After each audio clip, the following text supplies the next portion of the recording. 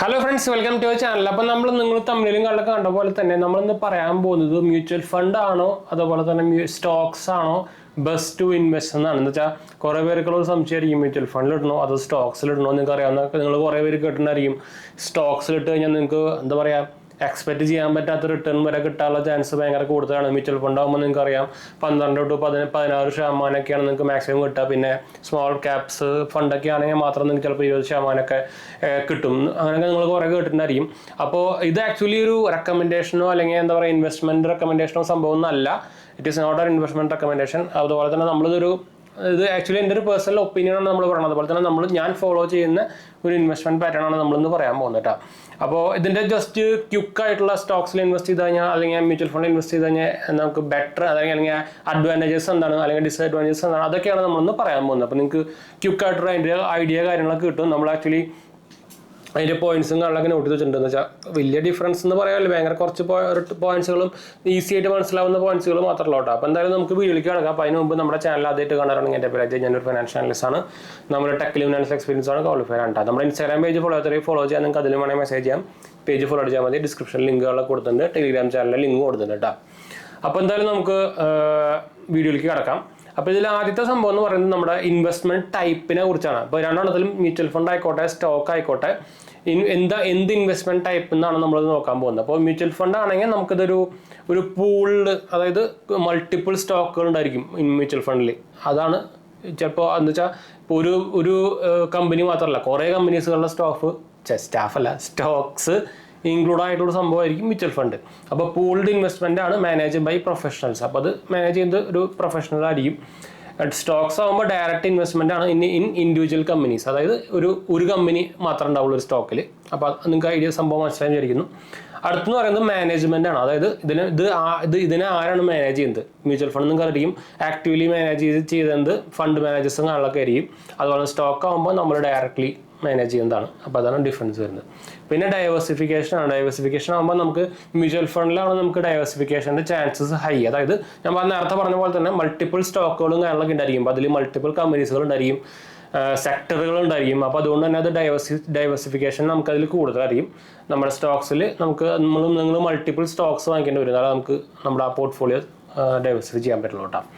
പിന്നെ അടുത്ത റിസ്ക് ലെവലാണ്. റിസ്ക് ലെവൽ എന്ന് പറയുമ്പോൾ ഏറ്റവും കൂടുതൽ റിസ്ക് ലെവൽ വരുന്നത് സ്റ്റോക്സിന് തന്നെയാണ്. അതായത് നിങ്ങളത് കറക്റ്റായിട്ട് നോക്കാണ്ട് വാങ്ങിച്ചു കഴിഞ്ഞാൽ ആ സ്റ്റോക്ക് ഇടിഞ്ഞു കഴിഞ്ഞാൽ ഫുൾ കാശ് പോകും. മ്യൂച്വൽ ഫണ്ട് ആകുമ്പോൾ അങ്ങനെയല്ല, നമുക്കതിൽ മൾട്ടിപ്പിൾ സ്റ്റോക്സ് ഉള്ളതുകൊണ്ട് തന്നെ ഇപ്പോൾ ഏതെങ്കിലും കുറച്ച് കമ്പനീസ് കുറഞ്ഞാൽ തന്നെ ബാക്കിയുള്ള കമ്പനീസായിട്ട് നമുക്കത് മാനേജ് ചെയ്യാൻ പറ്റും. പക്ഷേ അത് മാനേജ് ചെയ്യുന്നത് ഫണ്ട് മാനേജേഴ്സാണ്. അപ്പോൾ അവർ ആക്റ്റീവ്ലി മാനേജ് ചെയ്തോളും. പിന്നെ റിട്ടേൺസുകളാണ്. അപ്പോൾ റിട്ടേൺസിൻ്റെ കാര്യം നമ്മൾ ഓൾറെഡി പറഞ്ഞു. നമ്മുടെ മ്യൂച്വൽ ഫണ്ടിലാകുമ്പോൾ നമുക്കൊരു മോഡറേറ്റ് റിട്ടേൺ എന്നേ പറയാൻ പറ്റുള്ളൂ. പക്ഷേ നമ്മുടെ സ്റ്റോക്സിൻ്റെ കാര്യം പറയുകയാണെങ്കിൽ ഇറ്റ് ക്യാൻ ബി ഹൈ. പിന്നെ അത് അൺപ്രഡിക്റ്റബിൾ ആണ്. ചിലപ്പോൾ 50% ഒക്കെ മുകളിൽ പോകും, ചിലപ്പോൾ താഴെ പോകും. അപ്പം അത് പറയാൻ പറ്റില്ല, അത് അൺപ്രഡിക്റ്റബിൾ ആണ്. ചിലപ്പോൾ എന്താ പറയുക ഡബിളൊന്നുമല്ല, ചിലപ്പോൾ അതിൻ്റെ 3 ഇരട്ടി 4 ഇരട്ടിയൊക്കെയാണ് നമുക്ക് ഇപ്പോൾ റിട്ടേൺ ആയിട്ട് കിട്ടുക. അതാണ് ഞാൻ പറഞ്ഞത്. അതിനെക്കുറിച്ച് ആക്റ്റീവ്ലി നോളജ് ഉള്ള ആൾക്കാർ ഇടുകയാണെങ്കിൽ മ്യൂച്വൽ ഫണ്ടിനായിട്ട് ഏറ്റവും ബെറ്റർ സ്റ്റോക്സ് ആണ്. ഞാൻ ആക്ച്വലി ഇപ്പോൾ ഫോളോ ചെയ്യുന്നതാണ്. അപ്പോൾ എന്തായാലും ഞാൻ അതിലേക്ക് വരാം. അതിന് മുമ്പ് ഞാൻ ജസ്റ്റ് ഇതിൻ്റെ സംഭവം ഒന്ന് പറഞ്ഞു പോകട്ടെ. കോസ്റ്റ് നോക്കാം. നമുക്ക് കോസ്റ്റ് വരുമ്പോൾ നമുക്ക് മ്യൂച്വൽ ഫണ്ടിലാണ് കോസ്റ്റ് കൂടുതൽ. നമുക്കതിൽ എക്സ്പെൻസ് റേഷ്യോ, അതുപോലെ തന്നെ നമ്മുടെ ഫണ്ട് മാനേജ് ചെയ്യുന്നതിന് നമുക്ക് അതിനൊരു കാശ് പോകും. എക്സ്പെൻസ് റേഷ്യോ കാര്യങ്ങളൊക്കെ ഉണ്ട്, ഫണ്ട് മാനേജ്മെൻറ്റ് ഫീസ് ഉണ്ട്. ഇതിലാകുമ്പോൾ ആ പരിപാടികളൊന്നുമില്ല. സ്റ്റോക്സിൽ ആ പരിപാടികളൊന്നുമില്ല, ബ്രോക്കറേജ് ഫീസ് മാത്രമേ ഉള്ളൂ. പിന്നെ സ്യൂട്ടബിൾ എന്ന് പറയുമ്പോൾ നമുക്ക് മ്യൂച്വൽ ഫണ്ട് ആകുമ്പോൾ ബിഗിനേഴ്സിനാണ്. മറ്റേതാകുമ്പോൾ നിങ്ങൾക്ക് അത്യാവശ്യം നോളജ് ഉള്ള ആൾക്കാർക്കാണ് സ്റ്റോക്സ് റെക്കമെൻഡ് വരുന്നത്. പിന്നെ ലിക്വിഡിറ്റി രണ്ടും ഈസി ആയിട്ട് നമുക്ക് റിഡീം ചെയ്യാവുന്നതാണ്. ബയേഴ്സ് എന്തായാലും വേണം. രണ്ടായാലും മാർക്കറ്റ് അവേഴ്സിലാണ് പറ്റുക നമുക്ക്. പക്ഷേ സോൾഡ് റിക്വസ്റ്റ് കൊടുക്കാൻ പറ്റും. രണ്ടിലായാലും നമുക്ക് എപ്പോൾ വേണമെങ്കിൽ സോൾഡ് റിക്വസ്റ്റ് കൊടുക്കാം. പക്ഷേ മാർക്കറ്റ് ഓപ്പൺ ആകുമ്പോഴാണ് സോൾഡ് ആവുക കേട്ടോ. അപ്പോൾ അത് വലിയ ഡിഫറൻസും കാണാനൊന്നും വരുന്നില്ല. അപ്പോൾ ഇതാണ് നോർമലി വരുന്ന ഡിഫറൻസും കാണാനൊക്കെ. പക്ഷേ ഇനിയിപ്പോൾ നമുക്ക് നമ്മുടെ അല്ലെങ്കിൽ എൻ്റെ ഒരു ഒപ്പീനിയൻ അല്ലെങ്കിൽ ഞാൻ ഫോളോ ചെയ്യുന്ന സംഭവം പറഞ്ഞുതരാം. ഞാൻ ആക്ച്വലി സ്റ്റാർട്ട് ചെയ്തത് മ്യൂച്വൽ ഫണ്ട് വെച്ചിട്ടായിരുന്നെങ്കിലും നമ്മളിപ്പോൾ ആക്ച്വലി അതിനെക്കുറിച്ച് കുറേ ഡീറ്റെയിൽസും കാണാനൊക്കെ ആയതുകൊണ്ട് തന്നെ നമ്മളിപ്പോൾ മെയിൻലി ഫോക്കസ് ചെയ്യുന്നത് സ്റ്റോക്സിലാണ്. ഞാനത് US സ്റ്റോക്സ് ആയിക്കോട്ടെ ഇന്ത്യൻ സ്റ്റോക്സ് ആയിക്കോട്ടെ ഞാൻ മെയിൻലി ഫോക്കസ് ചെയ്യുന്നത് ഇപ്പോൾ സ്റ്റോക്സിലാണ്. പിന്നെ എന്താ സ്റ്റോക്സിൻ്റെ ഒരു പ്രത്യേകത എന്താണെന്ന് ചോദിച്ചു കഴിഞ്ഞാൽ നമുക്ക് ഡിവിഡൻഡ് കിട്ടും. മ്യൂച്വൽ ഫണ്ട് ഡിവിഡൻഡ് കിട്ടുന്ന സംഭവമൊക്കെ ഉണ്ട്. പക്ഷേ എല്ലാ മ്യൂച്വൽ ഫണ്ടിലും നമുക്ക് ഡിവിഡൻഡ് കിട്ടില്ല.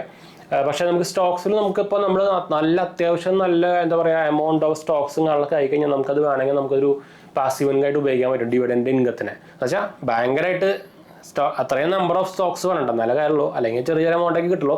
ഒരെണ്ണമായാലും നിങ്ങൾക്ക് ഡിവിഡൻഡ് കിട്ടും, അത് വേറെ കാര്യം. നോർമലി 1 രൂപ 2 രൂപ 10 രൂപയുടെ ഇടയിലൊക്കെ ആയിരിക്കും നോർമലി. ഡിപ്പെൻഡ്സ് അപ്പോൺ കമ്പനി, അതുപോലെ തന്നെ പ്രോഫിറ്റ് ഒക്കെയാണ് അത് തീരുമാനിക്കുക. ഡിവിഡൻഡിൻ്റെ പ്രൈസ് എത്രയാണ്, പെർ സ്റ്റോക്കിനാണ് നമുക്ക് ഡിവിഡൻഡ് കിട്ടുക. അപ്പോൾ അത് എത്രയും കൂടുതൽ സ്റ്റോക്സ് ഉണ്ടോ അത്രയും എമൗണ്ട് നമുക്ക് കൂടുതലായിട്ട് കിട്ടും. എക്സാമ്പിളായിട്ട് പറയുകയാണെങ്കിൽ നമ്മുടെ IRFC ഒക്കെ ഈ പ്രാവശ്യം എനിക്ക് തോന്നുന്നത് 2 രൂപയോ സംതിങ് ആണ് ഒരു സ്റ്റോക്കിന് നമുക്ക് ഡിവിഡൻഡ് തന്നിട്ടുണ്ടായിരുന്നത്. കറക്റ്റായിട്ട് നമുക്ക് ഏത് ബാങ്ക് അക്കൗണ്ടിലാണ് നമുക്ക് എന്താ പറയുക സെറ്റിൽമെൻറ്റ് അക്കൗണ്ട് അതിൽ കൊടുത്തേക്കുന്നത് അതിലേക്ക് കറക്റ്റായിട്ട് ക്രെഡിറ്റ് വരും കേട്ടോ. അപ്പോൾ ഇതാണ് ആക്ച്വലി സ്റ്റോക്സിനെ വെച്ച് അല്ല സ്റ്റോക്സ് നമ്മുടെ മ്യൂച്വൽ ഫണ്ടായിട്ട് കമ്പയർ ചെയ്യുമ്പോൾ ഒരു പ്ലസ് പോയിന്റ് എന്ന് പറയാനുള്ളത്. പക്ഷേ അതിനനുസരിച്ചുള്ള റിസ്ക് ഫാക്ടർ നമുക്ക് സ്റ്റോക്സിന് കൂടുതലാണ് കേട്ടോ. അപ്പോൾ ഞാൻ പറഞ്ഞ പോലെ തന്നെ ഞാനിപ്പോൾ ആക്ച്വലി മെയിൻലി നോക്കുന്നത് സ്റ്റോക്സിലാണ്. മ്യൂച്വൽ ഫണ്ടിൽ ഇപ്പോൾ കുറവാണ് കേട്ടോ.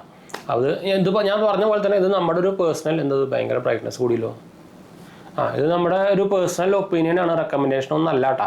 അപ്പോൾ ഞാൻ ഓൾറെഡി എടുത്ത് പറഞ്ഞോട്ടെ. ഞാൻ ആദ്യം പറഞ്ഞ പോലെ തന്നെ ബിഗിനർ ആയിരുന്ന സമയത്ത് നമ്മൾ മ്യൂച്വൽ ഫണ്ടിൽ ഇങ്ങനെ തുടങ്ങിയിട്ടുണ്ടായിരുന്നു കേട്ടോ. എന്താ ഇടയ്ക്കിടയ്ക്ക് ബ്രൈറ്റ്നസ് കൂടുന്നത്, നമ്മളിപ്പോൾ ലൈറ്റ് മാറ്റമൊന്നുമില്ലല്ലോ. അപ്പോൾ എന്തായാലും നമുക്ക് വൈൻഡ് അപ്പ് ചെയ്യാം. അപ്പോൾ എന്തെങ്കിലും സംശയങ്ങളൊക്കെ ഉണ്ടെങ്കിൽ കമൻറ്റ് ചെയ്താൽ മതി, നമ്മൾ റിപ്ലൈ തരുന്നതായിരിക്കും. ഇത് ഭയങ്കരമായിട്ട് ലൈറ്റ് ഇടയ്ക്കിടയ്ക്ക് കൂടുന്നുണ്ട്. അപ്പോൾ നമുക്ക് വൈൻഡ് അപ്പ് ചെയ്താലോ.